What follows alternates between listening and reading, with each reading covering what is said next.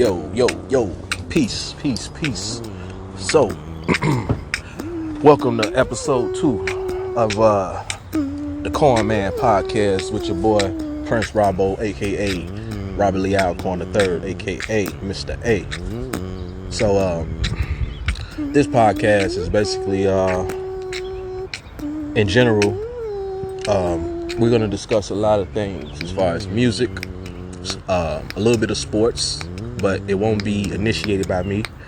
I'll probably bring in a couple of homeboys or females to come in to chime in as far as that's concerned. Because to me, the only sport for me right now is rapping.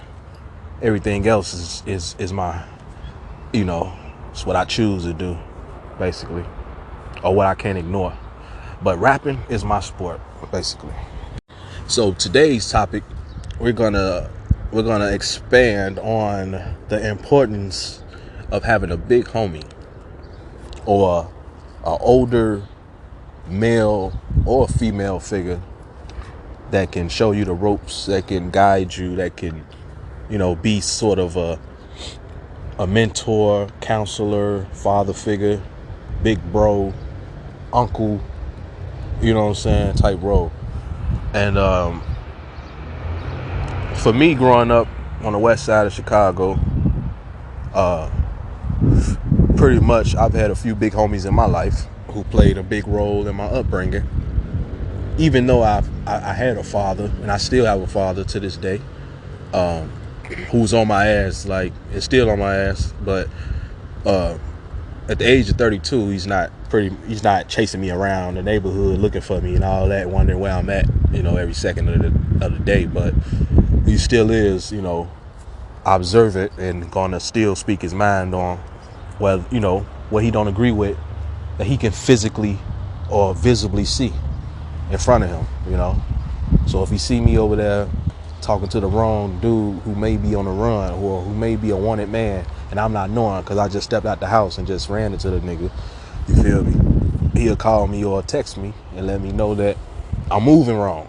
You feel me? So that's the type of pops I had. Pretty much it's like he's not perfect. He's not an angel, but he's very stern, aggressive, intelligent, all that shit.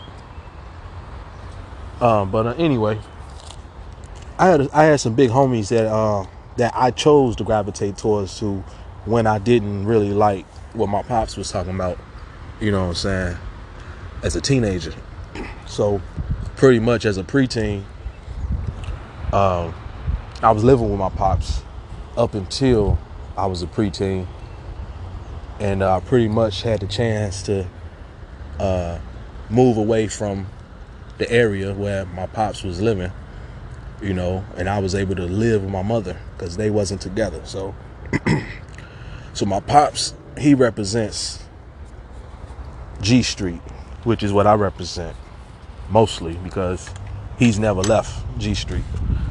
But G Street is basically Gladys and Washtenaw, which is located in the same vicinity as JC the Jungle.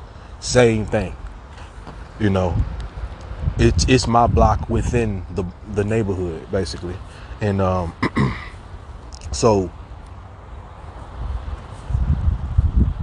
my mom's at the time was staying on Blue Island Avenue off of Maxwell Street, which to a lot of West Siders know as the Village.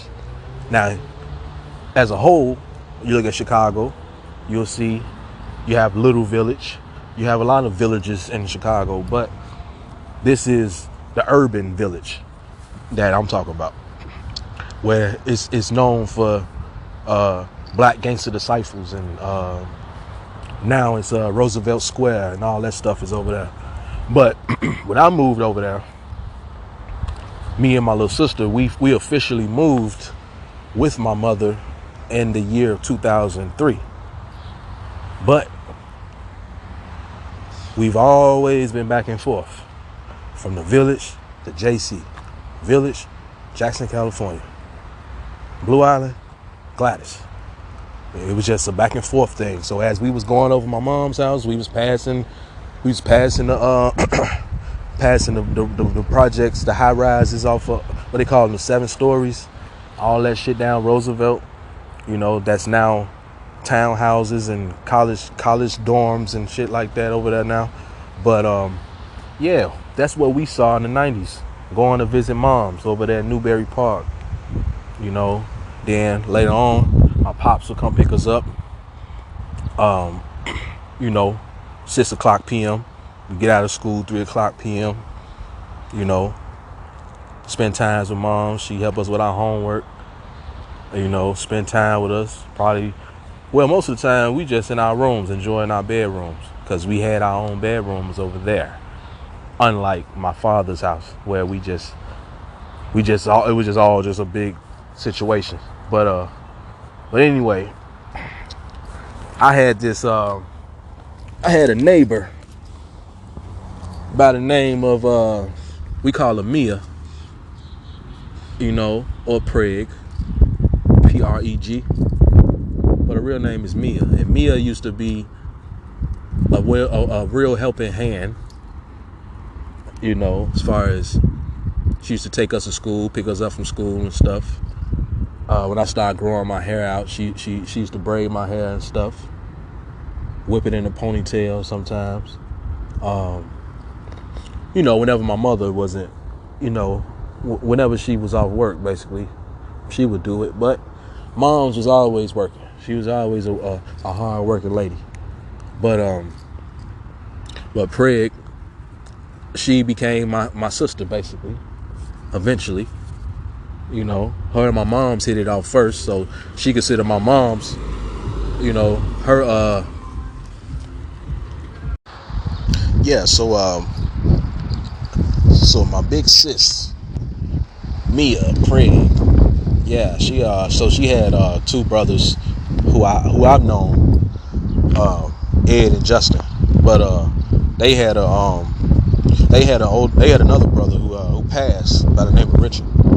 I never met, so by the time I met them, they was pretty much you know, fresh off of, you know, they were going through the mourning stage of that. So I came in, I guess, you know, as another brother that they could call a brother. You feel me? It wasn't right away, but it kind of built up in a way, you know. So Mia really was embracing me first as a little brother, but I started hanging with her brother, you know, Justin. Well, I was hanging with Justin and Ed, but Justin was really, you know, who I really used to hang with all the time. So I was 12, I believe, and Justin was about 16, I believe. And yeah, so it was like I was a quiet dude, stay in the house type dude, just watching TV, listening to music, going to school, get out of school, get something to eat. You know, I like to joke, you know, but I didn't really hang out. I didn't go to parties. I didn't go to strip clubs. I didn't, you know what I'm saying? I wasn't doing none of that. It wasn't, cause realistically, shit, I didn't even know how to ride public transportation by myself. You feel me? All the way up until the age of 18. Real talk, because I was always pretty much chauffeured and sheltered. You know, we got a lot of outside time, you know, but we was block kids. You know, my daddy raised us, you know, close knit, even though we, you know, he was strict on us. Don't leave the block. Don't ride your bike down here. Don't go past this point. Don't be letting these niggas, you know, ride your bike because they're going to steal it. You know, that's how he was, you know, just common sense type stuff. And just to stay safe. But basically, I always wanted that, you know, living with my pops. I wanted that exposure to the neighborhood. I wanted to hang with all the block kids or the street kids or the kids around the corner. But after years of my pops denying me that, once I lived with my mother, I kind of got used to just staying local and staying simple. So when I moved with my mom, you feel me? You know, she she didn't mind me hanging out. You know, she didn't mind me, you know, going outside, but it was on me. You know, I just didn't want to go outside. You know, but if I did go outside, it was more females in our complex over there on Blue Island than anything. You feel me?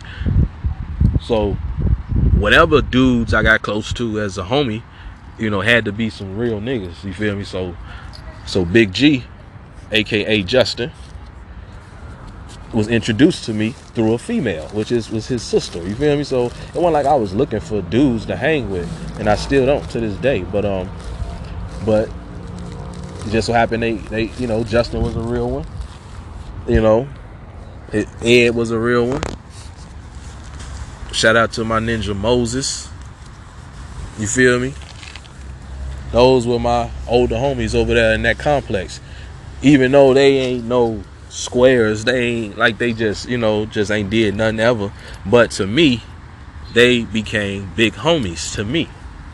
You know, so Justin and Ed, they basically showed me an example of how I should be. So they wasn't exposing me to no bullshit. They wasn't trying to, you know, make me do nothing or make me do this or nothing. It was everything I wanted to do that we wound up doing together.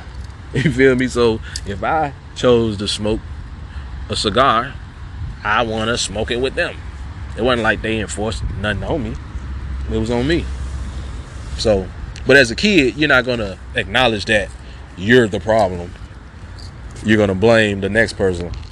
So basically, I got so cool with Justin and Ed, you feel me, that at one point I started smoking, right? Yeah, niggas started smoking them Black and Milds, boy. So, but I was exposed to this smoking habit. I always had like a little smoking urge, you feel me? It wasn't like I was just, you know, it wasn't none of my big homies that influenced me to do nothing that I, you know, wind up getting in trouble for. But ever since I saw the movie Friday with Ice Cube and Chris Tucker and many more stars, ever since then I just wanted to smoke or see what smoking was about, you know. So when I saw the movie Friday as a kid, around the same time it literally came out, I was probably 5 or 4 years old. But you could find me on the porch with a piece, you know, with some notebook paper, trying to roll up a joint like I'm smoky or some shit. You feel me? Didn't know how to inhale, didn't know how to roll up weed inside of the shit. It was just, I just rolled up paper, nothing inside, you know, and then just started blowing into it to make the noise of you know, I just imitated the noise of when you inhale, but I'm not inhaling, I'm exhaling really. I'm just blowing into the paper. So yeah. So you can say since I was 5 or 6 years old, I had an urge to try smoking, you know. And then listening to rap music, Ludacris had this song called Blueberry Yum Yum. You feel me? And that made me want to try this, you know, try out smoking for real. So I didn't know how to buy weed. Nobody around me was selling weed, or to my knowledge. So it wasn't like I just wanted to smoke Black and Milds. You feel me? It was just that smoking a Black and Mild was, in my mind, was like smoking a blunt. You know, so that's what that was the original purpose of me picking up a Black and Mild, because I wanted to imitate the image of smoking weed. Even though I can get it, but I just, you know, I just wasn't that confident. I wasn't trying to expose that habit to everybody. And then say, you know, motherfucker, man, this nigga Book over here asking me for some weed and shit. What the fuck? You know? But so yeah, they didn't sell weed in the corner store, but they sold cigars in the corner store. So yeah, I had one of the homies around the neighborhood around my pop's neighborhood, buy me a Black and Mild, a pack from the gas station. You feel me? And pretty much they sold it to him because he looked older, you know. And then, you know, the deal was he buy it for me and he let me hit the shit, basically. I mean, I let him hit the get a couple puffs off of one of them, but I keep the rest. I keep the rest of this black, and I got a whole new one. So at that time, boy, I was, man, at 12 years old, I was like, this is the life right here. I'm loving this. But yeah, so over there in the village though, see, that's the beauty of having parents that split up. You can go from one neighborhood to the next. So I do one thing, mess up one neighborhood, I go with the other parent to another neighborhood. But it wasn't like I was fucking up in the neighborhood. It was more like I was just fucking up in the crib. Just so happened that the crib is in this neighborhood. You know. But so yeah, I go back to Blue Island, go over mom's crib. So I already started smoking over here in my pop's crib. I'm getting away with it for a minute. But now I'm over here back in Newberry Park, you know. And I'm smoking with the big boys now. You feel me? Smoking in the hallways and shit. Then eventually I get in trouble. So my mom's wound up finding one of the Black and Mild tips in my pocket. She used to braid my hair, right? So one day she was braiding my hair, and I was sitting, you know, on the floor, and she was behind me on the couch, you know, braiding my hair. So when she got done, she wanted me to get up, stand up, turn around in front of her, so she could see my whole head, see how the hairstyles turned out. But I was wearing these blue jean shorts, right? And I was sagging in them as I was sitting down on the carpet. So as I get up, my pants are still sagging. So my pockets, basically, it was easy to drop a filter out of it, a filter tip. And she looked straight down on that floor and picked it up. He said, "Oh, you dropped something?" And she recognized. She say, "What's this? Are you smoking now?" I'm like, whoa. I didn't even know she knew what the fuck that was. I'm so damn ignorant. I'm like, damn, I'm thinking she just gonna hand it to me and think it's just something random. Because, you know, I just used to have random shit in my pocket. But no, she knew exactly what that was. And she jumped right to the conclusion. This nigga smoking. So she cornered me. And I'm thinking she gonna just go off about why. But instead, she asked me, who got this for ya? I'm like, oh no, who got it? I'm like, shit, at the time, I didn't know who the name dropped or what to say, because she know somebody bought it for me, because she know I ain't buy this shit myself. So I dropped a dime on the nigga. I told all my big homies. I said I got it. Well, no, I didn't. I told all my other big homies who stayed on my pop's crib. But I'm not gonna add them out though. You feel me? But yeah, it was one of the big homies around the neighborhood by my pop's crib, and I blamed it on him. And my cousin Antonio at the time, he was real cool with this guy. So, you know, he felt the way about that too, me telling on him and shit. But I'm like, nigga, we kids, nigga, what the fuck you talking about? I don't follow no street rules. You feel me? These niggas actually getting mad. He ain't talking to me, and they coming around here trying to fight and shit. Like, you feel me? Cause I done told on these niggas. But nigga, I'm telling my parents, nigga. You acting like I told the police. Like, for real. But anyway, we got past that bullshit. But then I get caught by my pops, right? I get caught by my pops, and I blamed it on Justin now. So really, it wasn't really their influence. It was just me smoking with them. So I can say Justin them never bought me no damn cigars. But if I whipped out a cigar, they smoked it with me, or they just watched me smoke. But they never ever enforced nothing on me as a kid, period. That was all me. That was all the Bookster. So, but on the flip side, man, my parents didn't want me fucking with Justin for a minute. I couldn't go hang out with him next door. I couldn't chill with him or nothing. But that didn't last long. Eventually, got back, everything cooled down once I stopped smoking until I got grown. But but Justin started to become my brother. You feel me? Cause when I did get in trouble, yeah, man. So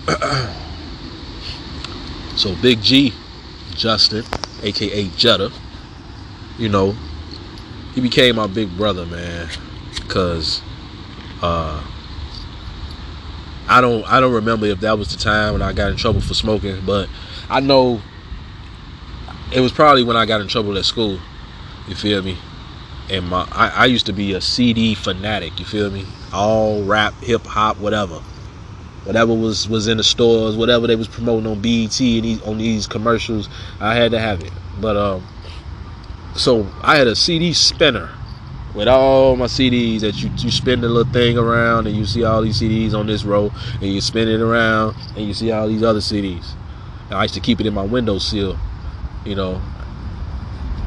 But I also had CD booklets and CD books. I had all type of CDs, bro, and I still got them. But so when I got in trouble in school, fucking up, you know, not getting passing grades, my mom took away all my CDs, bro. Took and gave the motherfuckers straight to Big G. I'm like, what the what? Yeah, she gave my shit to this nigga. So that's when I knew that, you know, this was a type of family connection now, to where she trusts this nigga with my CDs that she bought me. You know what I'm saying? So that's when I knew, like, oh, okay, I see what this is now. So the nigga held on to my CDs for a long time, bro. I wasn't even on punishment no more. You feel me? But I remember this nigga moved away, right? You know, he eventually got his own place. And this was the time period where he still had my CD collection. So I'm like, damn.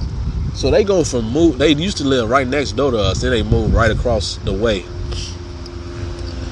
And then Justin moved, right? So he went over there like that. He moved out the old complex. He was just popping up, you know. But whenever he popped up, I would always miss him, you know. So one day, I finally got a hold of this nigga. I'm like, damn, nigga, where you been at? You feel me? And so we started kicking it again. You know, he started spending the night, you know, more at his mom's, you know, the new apartment over there. It was still in the, you know, same complex, but so I knew he had a crib to go to though, eventually. But I'm like, man, bro, you still got them CDs, man? And he's like, yeah, I got them, G. But it's like damn, nigga, where they at? Cause I'm thirsty, bro. I'm like, when she gave that nigga my collection, I had just bought some CDs. You know what I'm saying? So I believe I had just bought the UGK Underground Kings double disc CD, and I had just got a little flip double disc CD called what's it called? I Need Mine. Yeah, I Need Mine. And yeah, I ain't even really listen to them CDs really, and then I get in trouble and they get snatched away. But yeah. So one night we over there kicking it like we used to always do. You know, I ain't seen this nigga in a minute. shit, I'm like motherfucking shit. I'm like, damn, what? I'm like 17, 18 at this time, and so this nigga used to always had a habit of just falling asleep and shit, you know. So we watch the TV and shit in the living room. The nigga falls asleep. So I just went looking for them CDs. I knew they was in a plastic bag, and you feel me? And I just grabbed them motherfuckers, boy, and I just eased my way out the apartment, and I went straight down them stairs in the hallway and zoomed straight to my building, right across the way. And it was never no discussion about it either. It's like, what could I say? What could he say? It's like, these my CDs, bro. You know, it's like parents giving up their kids and then they come back in their life and shit. Like, I need my babies. But I could say that, yeah, when I started smoking reefer, you know, my nigga Big G, the one that taught me how to roll a blunt. You know, see, when I started smoking, I started drinking with Big G and I started smoking with Big G. So the nigga used to drink more than anything. We wasn't a drinker, but we together drunk more than we smoked together. You know, if it was me smoking, it would be him watching me smoke. You know, he would smoke cigarettes, barely smoke weed, but he has. But yeah, I used to have the worst time rolling a blunt, bro. I used to have the worst time. You know, I would get it done eventually, but it was like I just knew it was a better way to roll this shit. And yeah, you know, he taught me how to roll them Garcia Vegas. You feel me? That was the original blunt preference. You know what I'm saying? So it started off with the Garcia Vega, and then we used to at the time, I believe it was loud. It was hydro. It wasn't no loud packs and none of that shit. You know what I'm saying? It was hydro when I started smoking, like 2000. What was it? Probably like 2009. Yeah, 2009. You know, I ain't started hearing about loud until like 2011. But hydro, they used to sell that shit over there in the Village. You know them blocks over there: Roosevelt, Racine, Troop, Washburn. You feel me? Loomis, Hastings, all that shit. Ashland, you know, all that shit, boy. But yeah, I know I'm leaving out 14th Street, 13th Street, all that stuff. But yeah, see, so over there in the Village, it's projects, right? Well, it used to be projects, you know, but it's still some folks over there from back in the day. Still some, you know, the original people from the projects. But in that era, 2009, shit was still urban. It was coming up. You know what I'm saying? I used to catch the bus. You know, I used to ride the Roosevelt bus and shit. Roosevelt to Cali, Cali to Jackson. And now I'm in the hood. You dig? But over there in the Ville, or the V, Big G knew more than I knew. And the nigga had a vehicle. Eventually he had a vehicle. So, shit, I'm his main man. His brother, you know, he fuck with his brother, but his brother be at work most of the time. But shit, yeah, this nigga had him a little whip. Had him a girlfriend now, so he had to pick up his girlfriend every day of the week, you know. And I used to roll with him. That was my outside time, hanging with Big G, going to pick up his girl, to drop her off, and get something to eat and all this, and then we just ride around doing whatever until she ready to be picked up again to go somewhere else, like to her real house or something, or her pop's crib or something. You know, this was all my way of getting outside and being outside in the streets and shit. But then I started hanging with Big G and some of his friends. I ain't know the nigga friends, you feel me? So I'm like, damn. So one night, I'm hanging with the nigga, right? I forgot what we was, but we was outside on some corner, street corner, or somebody's porch. And this Big G and all these people in his generation, you know, so they see me, I'm the youngster, right? They like, so Justin, you know, that's Big G. So Justin, who is the dude with you? Who is this, your little brother? Like, yeah, it's my little, yeah, he's something like that. You know, at first he was saying like my cousin. So we wasn't really considering each other brothers at first.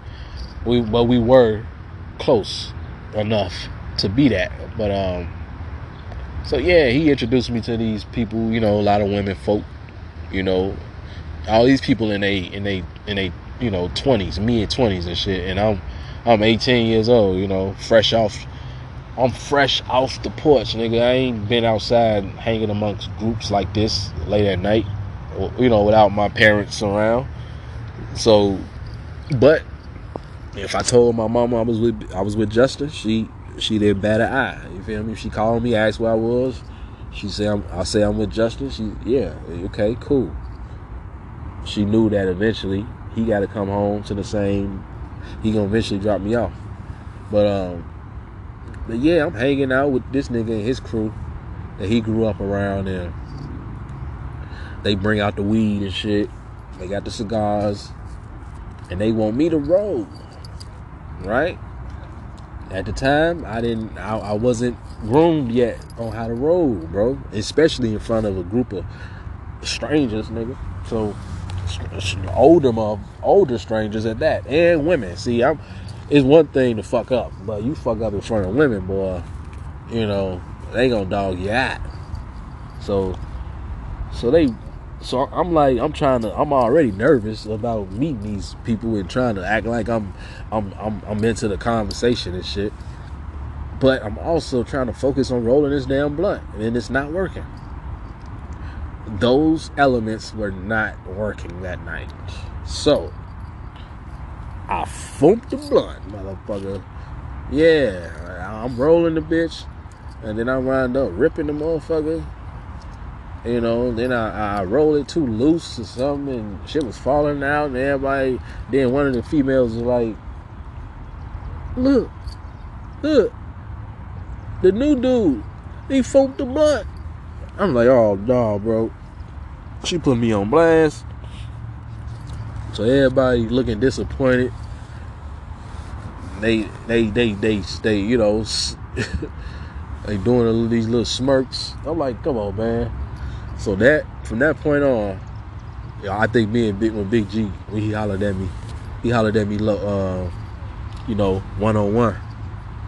When I see G, you gotta know how to roll. G, you gotta know how to pearl that motherfucker, G. So he taught me how to roll that motherfucker. I tried to observe the best as I could, but really, it was on me to figure the shit out.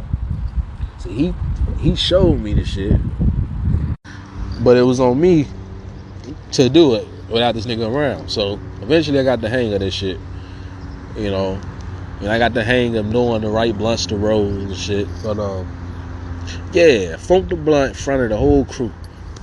You dig? Shit crazy.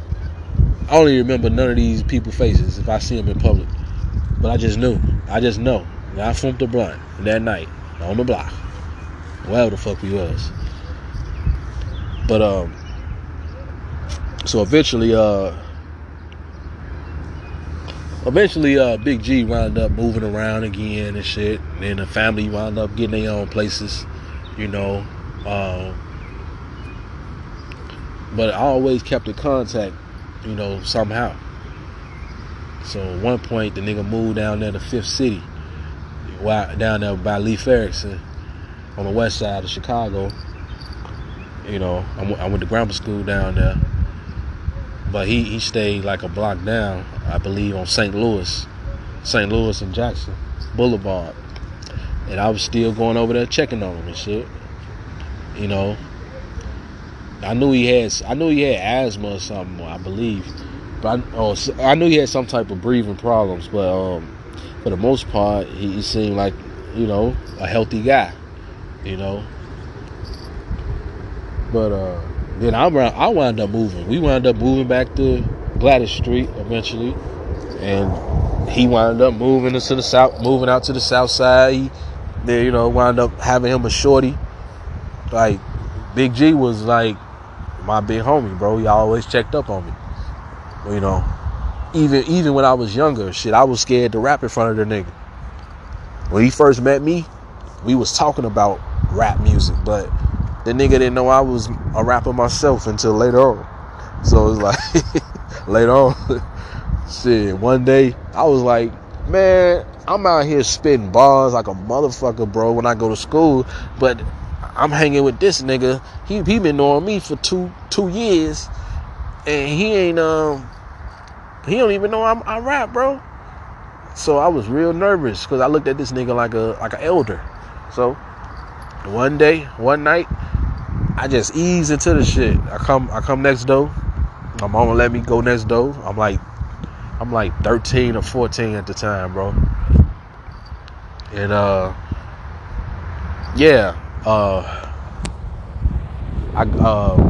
go next door with the notebook and shit. And I just got my notebook in my hand and shit. I ain't saying nothing. I'm just talking. We just talking about something else. And I'm sitting here reading the shit. He's sitting there, he's sitting there laying, he's laying down on his bed and shit. And I come in his room and I sit on the edge of the bed. We watching TV and shit. But my back turned to him, so he don't really know what I'm doing until he raised up. He like, G, what the fuck you reading, G? I'm like, oh, I'm just reading. This ain't nothing. So I give it to him, G. No, I don't think that was it. I think I just started rapping the shit on my paper. And he like, damn, G, that's you? And I'm like, yeah. And then I wound up leaving, right? I was trying to leave out the room. They're like, G, where the fuck you going, G? You rapping, G? I'm like, come on. The nigga, I'm like, G, you been rapping all this time, G? I'm like, man. And you're like, yeah, shit, Like, G, how long you been rapping, G? I'm like, since I was in 5th grade. Shit, this time, what? I'm in, shit. Damn, how old was I this time? I was probably 7th grade. I think it was 7th and 8th grade. I wound up spitting for this nigga. But yeah, I've been rapping since I was in 5th grade, man. He was like, yeah. So all through my teen years, well, especially high school, we used to get on the phone and shit when I got out of school. See, I like I said, I wasn't hanging out. I ain't know how to ride the bus, none of that shit. So I was just at the crib. I used to go straight to the crib, eventually go to the crib. My pops would pick me up, then he'd drop me off after he give me something to eat or whatever. But, or when the traffic died down. That's what that was his excuse too. So my pops used to drop me off at mom's crib, and later on that night, shit, I would always write me a new verse, and I would always have me a new verse to spit for this nigga Big G on the phone. Because he was my big homie who I wanted to hear I wanted his ear, I wanted his opinion, I wanted his validation, his confirmation. You know what I'm saying? So it's a couple other people who I valued their opinion, but they wasn't my big homies. See, Big G is my big homie. You feel me? And but yeah, man. So yeah, I would rap for the nigga every night. It's like he was interested in hearing my flow, hearing my sense of humor, hearing what punchlines I just came up with, hearing me flip shit and break it down, or it was just, he was my audience. If the niggas at school or the whoever was at school, they wasn't trying to hear nothing I was rapping about that day, I knew when I go home I could holler at Big G on the phone, and he always give me positive feedback. You feel me? But the thing was, I was doing a lot of game references. You feel me? So Big G was also influential as far as guiding me on not singling people out of the audience that I'm rapping to. You know, it's like he made me understand the contradiction I was living from the beginning. So he knew he heard me rapping this gang shit, but he knew where I lived at and he knew where I was from. So it was like he pieced all that together, and he was like basically like, G, you moving wrong, G. So I'm like, damn, you right.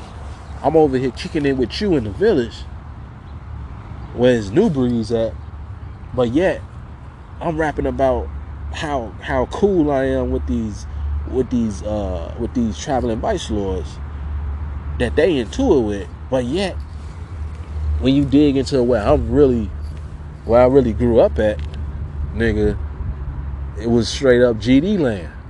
You know what I'm saying? Which wasn't too far from the Vice Lord area, but I'm not from that shit. You feel me? If you dig into who I grew up around and who knows me best, you feel me? Folks know me more than anything. You feel me? But he made me realize that if I'm gonna talk about one, I gotta talk about the other, or not talk about it at all. So that's why when you hear a lot of my music that I actually, you know, while I'm rapping over music, I changed all that shit by the time I hit the studio.